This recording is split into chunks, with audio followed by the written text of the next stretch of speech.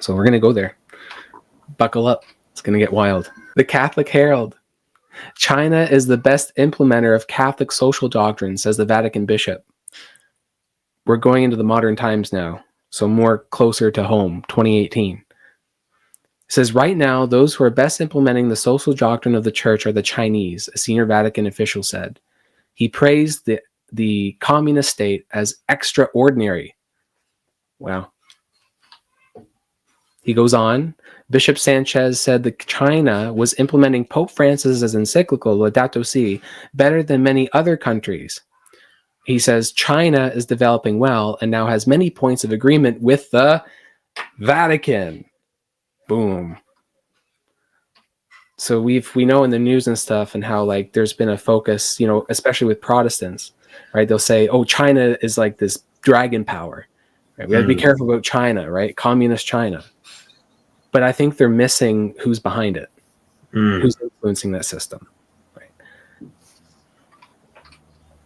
Here's a screenshot, and this is from the congressional records from 1963.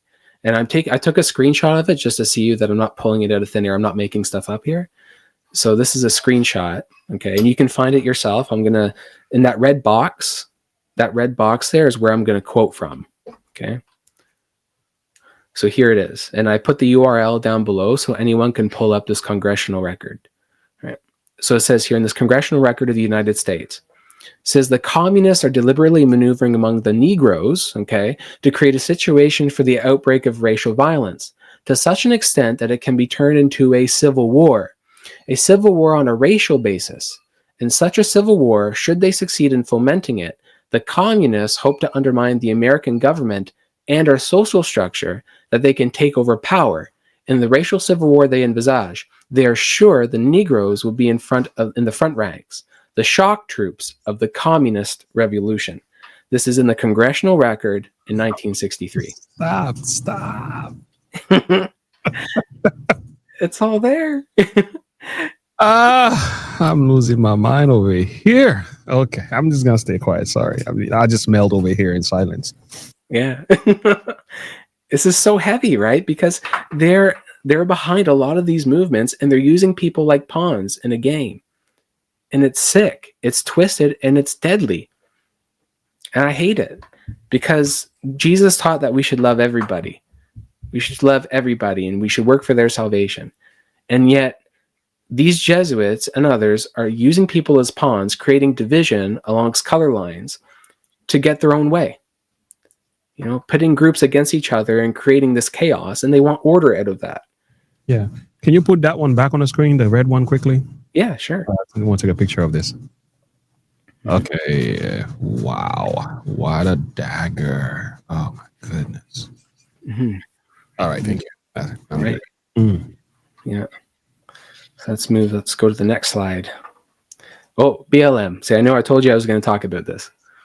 So BLM, Black Lives Matter, has terrorist and communist inspirations, but liberal media doesn't care. And then another article said BLM clenched fist symbol has little known communist history, critics say. Modern times. We're not talking 1963 here. We're talking recent. Isn't that nuts? I mean, the proof is there.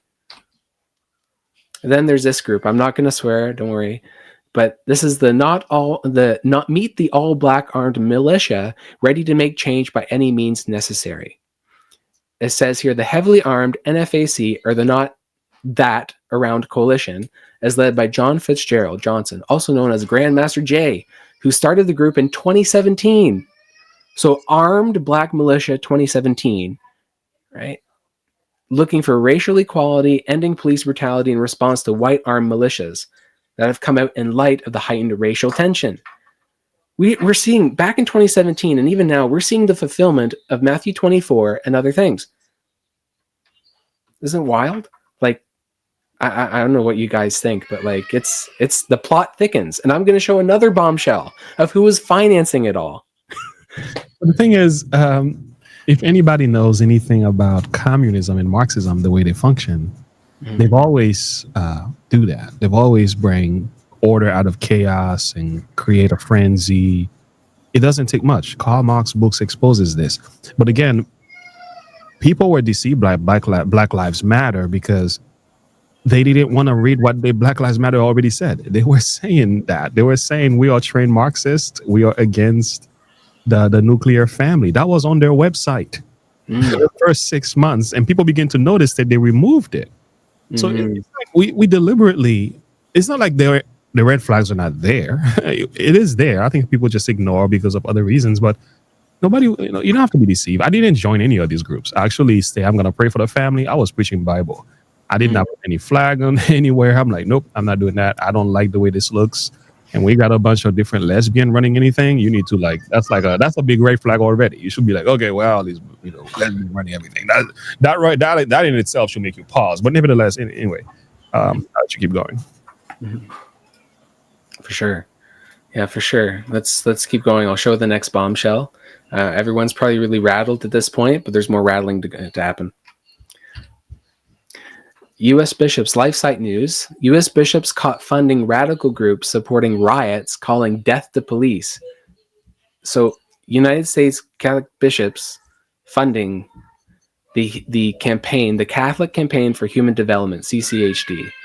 They're funding organizations that support riots, whose goal includes not only defunding police, but even killing them. Wow. Isn't it interesting, like what Abraham Lincoln and the rest were saying about, and same with those authors from before, were saying about how, right or wrong, creating the social destabilization to push an agenda. I mean, that's as clear as day. Asian Americans hold an anti-racism rally after 8 killed in Atlanta spa shootings. Now, I was watching all of this unfold from a distance while I was doing my studies, and I was like, wow, we have pandemic, we have riots, police, we got all the stuff going on. And I just also noticed too, right, that they identified the C-19 virus in late 2019 as originating from China. I don't know. I don't think that's coincidence. China, the best implementer of Catholic social doctrine.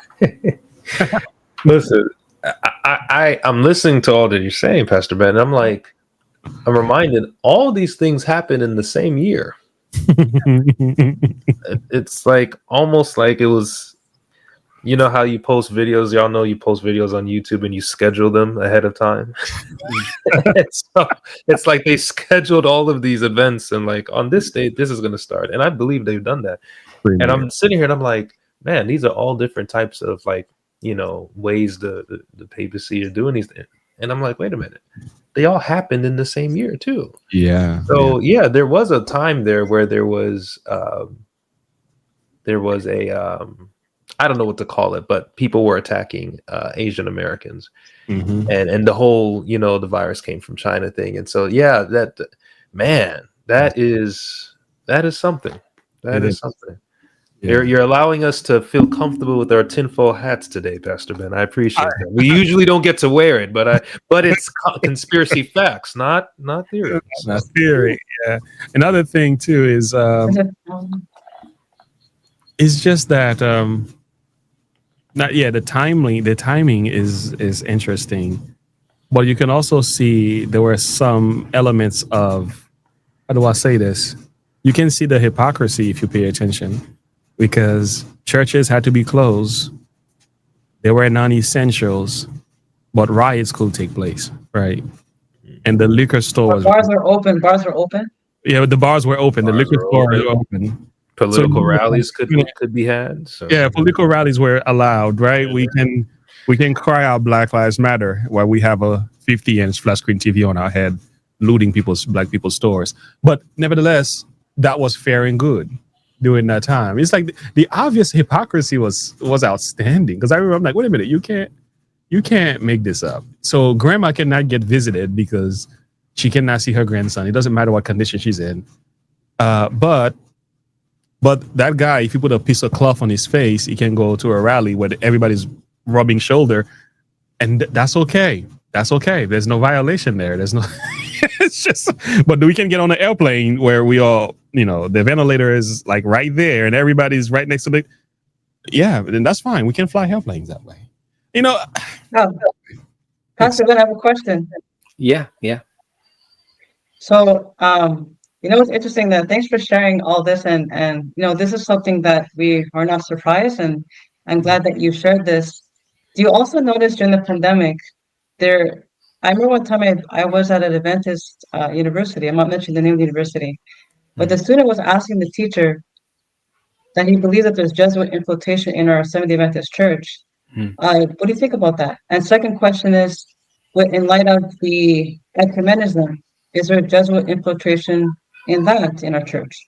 Hmm. Hmm. So is that a question for me? Yes. Okay, sure. Yeah, no, like my experience so far with the Adventist churches, I studied in India, and in India, like the professors I had for my theology program, they were faithful. Those guys were like solid Adventists. Utmost respect for them. When it comes to administration, yeah, I had my frustrations with the administration. There's a tendency, but I don't know for sure, right, if they were Jesuits or they were infiltrating that way. But that to say, India has a huge Jesuit presence and Catholic control there. So it wouldn't surprise me. It wouldn't surprise me. But as far as when it came to theology anyway, that I studied in, it was solid. Loved it. Yeah. And my other question was, in light of what happened during the pandemic, a lot of our Adventist churches were closed, and I've witnessed, without naming the church, elders actually policing those who did not wear a mask. What are your thoughts on that? Yeah. See, I'm a firm believer in like religious freedom, that we should have autonomy over our bodies to choose what we will, as long as, we're, and within respectable limits, right? So like we shouldn't Right. encourage alcohol consumption and all that. But when it came to mask wearing, for me, from a public health background, I didn't believe in the masking, me personally. And the issue is that the government stepped into churches. There was government overreach into the churches. And where I draw a line is that government overreach into the church. Right? Even in the Canadian law, because as a pastor, you have to know this in Canada, is that whenever someone tries to infringe upon worship, whether it's outdoor worship or in the church worship, if someone tries to infringe upon that and try to infringe on a clergy member from doing his job, right, then that is a criminal offense, and it's punishable by prison and fines.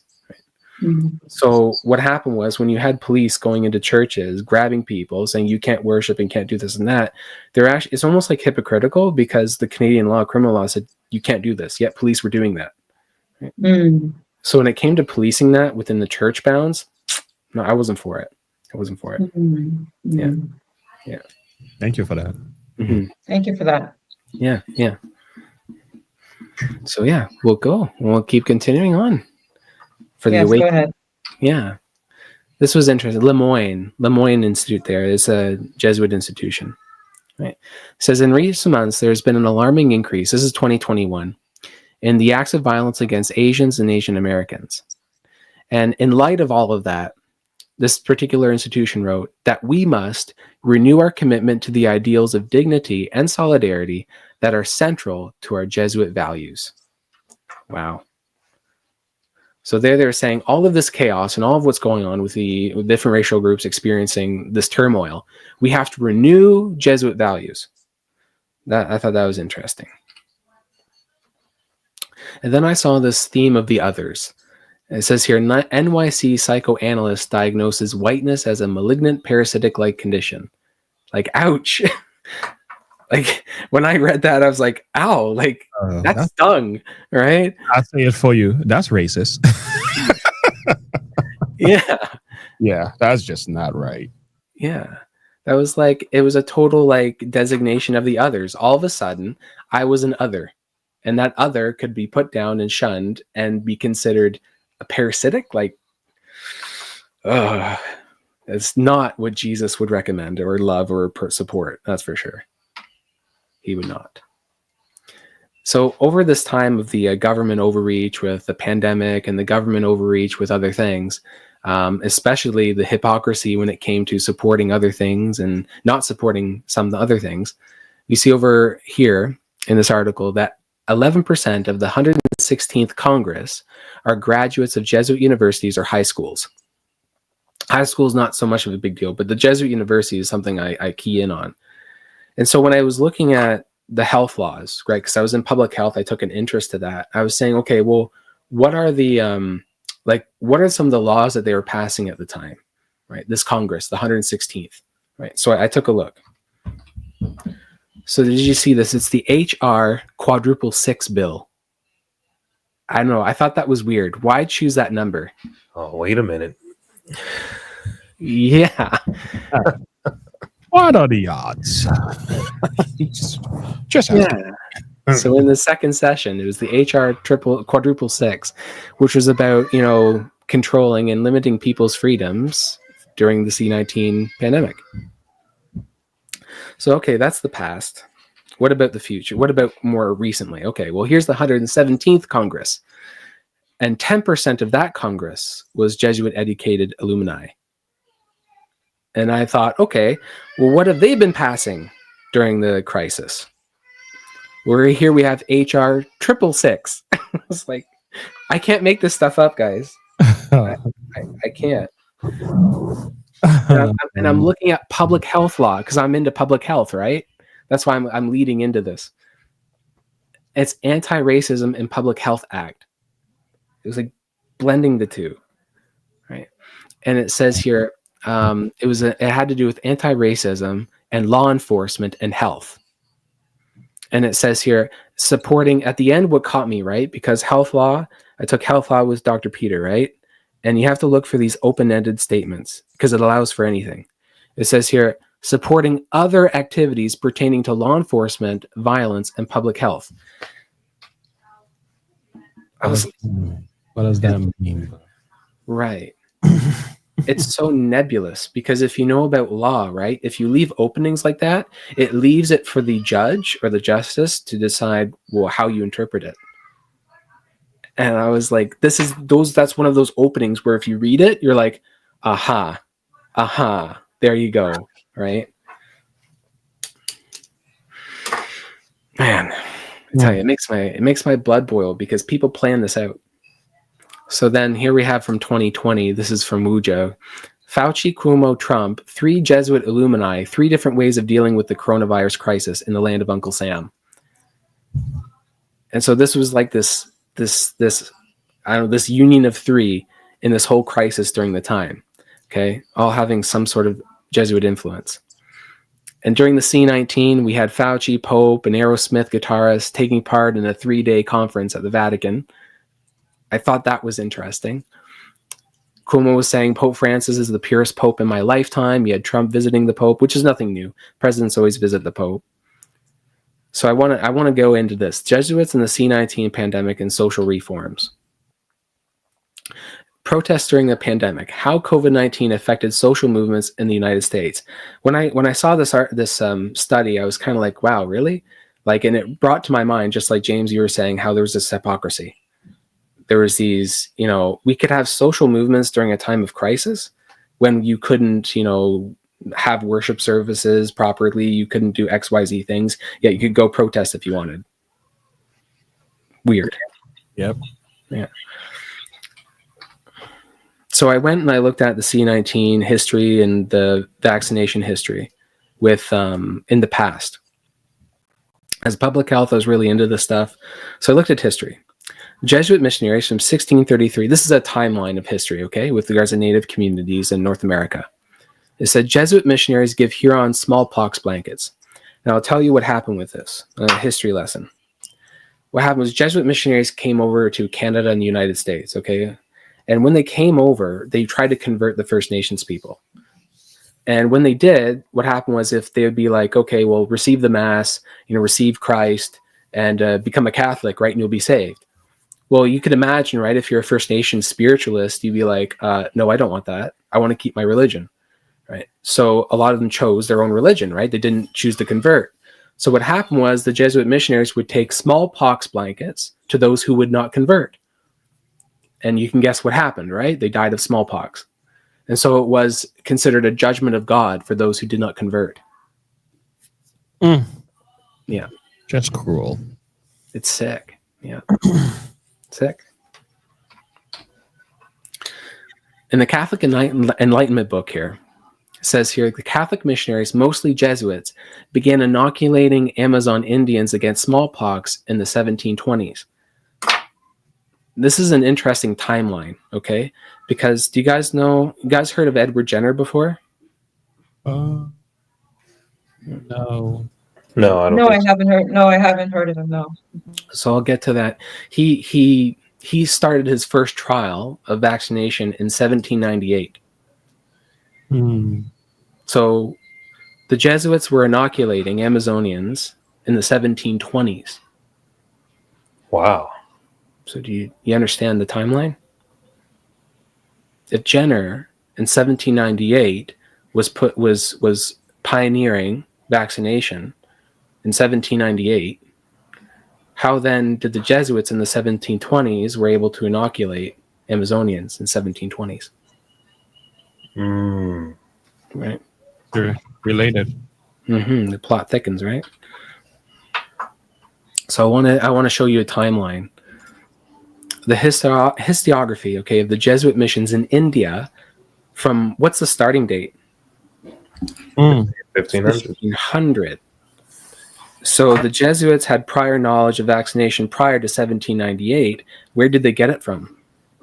Right? 1500, right? Back in when they were over in India. Right? So this is from the Hindu Times. Indians knew smallpox inoculation before Jenner invented the vaccine. And see, he invented that in 1798. So where did he get it from?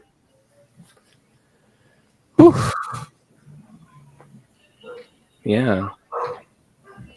Journal of the Royal Society of Medicine. This is not me making stuff up here, just sharing with you. So there's two possible origins that have been suggested, China or India. Those two countries are popping up. China or India. Jesuit missionaries were very successful in India and China. Hugely successful. Right. Two 18th century accounts by early English residents in India give description of inoculation done by itinerant Brahmins.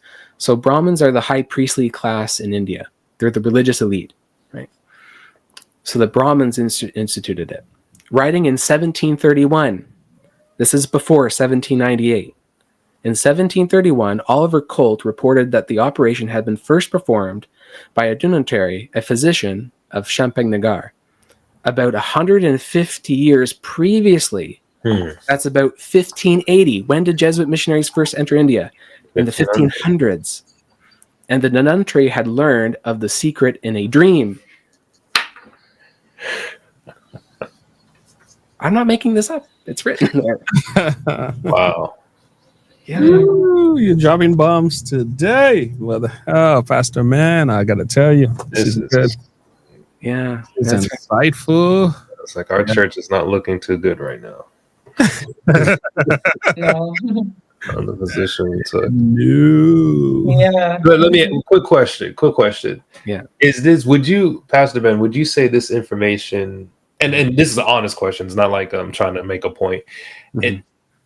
Was this information difficult for you to research? Like, was it like in the corner of the internet where you have to just go like deep research or get access to some type of archives, or is this just out there? It's out there. The Journal of the Royal Society of Medicine. It's a mainline journal. Wow. For me, like, because I came out of health sciences and public health, and then I was studying theology at the same time in India. So this stuff was all like there in my knowledge that I had, and I was researching for myself. And because I'm in the sciences, I kind of know where to look, right? That's all. Yeah. Wow. Ben, I have a question from someone on my live chat here on YouTube. Someone trying to ask question. So why is the SDA, the Seventh-day Adventist Church, with the UN? Oh yeah. Well, we had several conversations about this one already on our channel. So I don't know.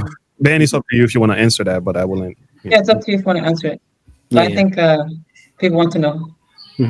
Yeah, like for my philosophy with regards to like organization and connecting with people, I think we need to connect with government bodies. We need to share with them the gospel, but we also we should not compromise our beliefs to do so, right? And that's my stance on that. So whether it's the church is compromising beliefs with the general conference level, that needs to be proven and shown. And if so, then there needs to be a revival and reformation, and we can be agents in doing that. Yeah. Okay, so yeah, not to compromise. Oh, you're welcome, Shannon. So not to compromise. Some people don't believe that we should unite with the UN.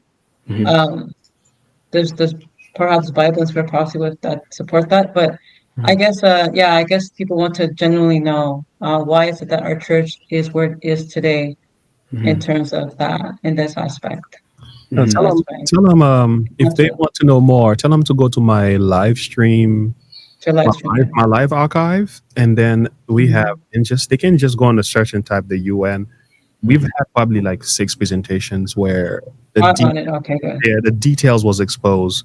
I had Joanna and I had several people who actually broke it all down.